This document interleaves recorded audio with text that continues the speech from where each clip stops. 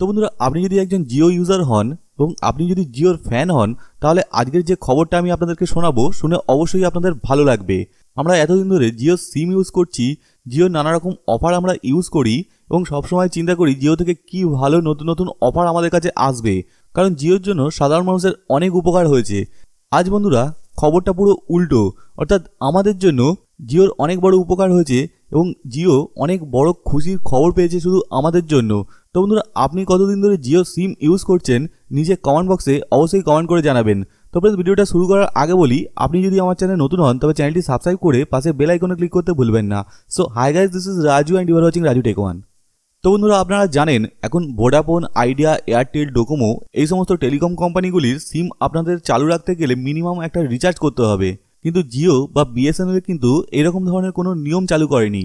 তাই কি হয়েছে বন্ধুরা, এই সমস্ত সিম যারা ইউজ করতো ভোডাফোন, আইডিয়া, এয়ারটেল, ডোকোমো, তারা তাদের সিম কার্ড পোর্ট করিয়ে নিয়েছে নয় জিও নয় বিএসএনএল এর মধ্যে। হ্যাঁ বন্ধুরা, আপনারা জানেন প্রত্যেক মাসে ট্রাইয়ের পক্ষ থেকে একটা রিপোর্ট পেশ করা হয়, তাতে কোন টেলিকম কোম্পানির কত গ্রোথ হলো এবং কোন টেলিকম কোম্পানির গ্রোথ কমলো সমস্ত কিছু সেই রিপোর্টে থাকে।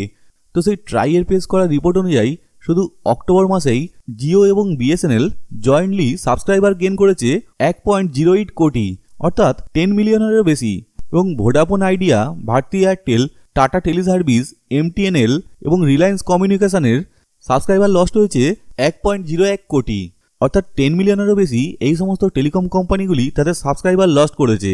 এবার কোন কোম্পানি সব থেকে বেশি কনজিউমার লস্ট করেছে সেটা যদি দেখা হয়, তো সব থেকে বেশি যে কনজিউমার লস করেছে সে হচ্ছে ভোডাফোন আইডিয়া।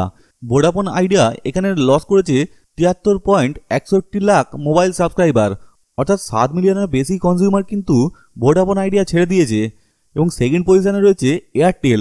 এয়ারটেল তাদের কনজিউমার হারিয়েছে 18.64 লাখ, অর্থাৎ প্রায় 2 মিলিয়নের কাছে এয়ারটেলও কিন্তু তাদের কনজিউমার হারিয়েছে। এবং থার্ড পজিশনে রয়েছে টাটা টেলিসার্ভিস, তারাও লস করেছে 9.25 লাখ। তো বন্ধুরা, এই সমস্ত টেলিকম কোম্পানিগুলি কিন্তু তারা প্রচুর কনজিউমার লস করেছে এই তাদের নতুন নিয়ম চালু করার পর। এবং এখানে লাভ হয়েছে রিলায়েন্স জিও এবং বিএসএনএল এর। এখানে যে 1.08 কোটি সাবস্ক্রাইবার গেইন করেছে জিও এবং বিএসএনএল জয়েন্টলি, তার মধ্যে 1 কোটির ওপর শুধু সাবস্ক্রাইবার গেইন করেছে রিলায়েন্স জিও একা, এবং বিএসএনএল সাবস্ক্রাইবার গেইন করেছে 3.66 লাখ। তো বন্ধুরা, বুঝতেই পারছেন সব থেকে বেশি কনজিউমার অ্যাড হয়েছে কিন্তু রিলায়েন্স জিওর, যেটা জিওর কাছে খুব বড় খুশির খবর। অর্থাৎ জিওর যে সাবস্ক্রাইবার বেস ছিল তা আগে থেকে কিন্তু এখন অনেক বেড়ে গেল, যা শুধুমাত্র পসিবল হয়েছে আমাদের জন্য। অর্থাৎ আমরা আমাদের সিম জিওর ওপর ভরসা করে সমস্ত নাম্বার কিন্তু আমরা জিওতে পোর্ট করিয়ে নিয়েছি, তাই আজ রিলায়েন্স জিও এত সাবস্ক্রাইবার বা কনজিউমার গেইন করেছে। তো বন্ধুরা, অবশ্যই বুঝতে পারছেন এটা জিওর কাছে খুবই খুশির খবর। তো ফ্রেন্ডস, আপনাদের এই খবর কেমন লাগলো নিচে কমেন্ট বক্সে কমেন্ট করে জানাতে ভুলবেন না। তো আজ এই পর্যন্ত। ভিডিও ভালো লাগলে অবশ্যই একটা লাইক এবং বন্ধুদের মধ্যে শেয়ার করবেন, এবং আপনি যদি আমার চ্যানেলে নতুন হন তবে চ্যানেলটি সাবস্ক্রাইব করতে ভুলবেন না। তো দেখা হবে পরের ভিডিও। ভালো থাকবেন, সেফ থাকবেন। Till then, good by.